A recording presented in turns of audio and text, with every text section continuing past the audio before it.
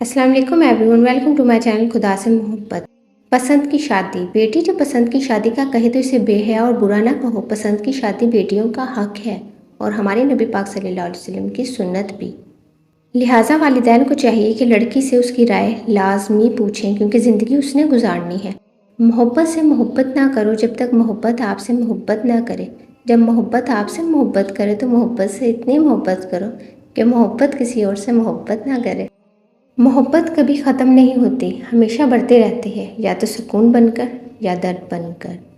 मोहब्बत पहली दूसरी तीसरी नहीं होती। मोहब्बत तो वो होती है जिसके बाद मोहब्बत नहीं होती। मोहब्बत में मुब्तला होना दुनिया का खूबसूरत तरीन एहसास है, मगर ये इतना ही भयानक भी है अगर किसी गलत शख्स से मोहब्बत हो जाए। लिहाजा मोहब्बत सोच समझ कर करें। 3 काम अल्लाह पाक को बहुत पसंद है: टूटे हुए दिलों को जोड़ना, दिल ना चाहते हुए भी माफ़ कर देना, किसी के गुनाह पर पर्दा करना। Thanks for watching my video. I hope you like the video. So kindly like, share and subscribe my channel and comments में अपनी कीमती राय का इज़हार करते रहा करें कि आपको वीडियो कैसी लगी। Thank you.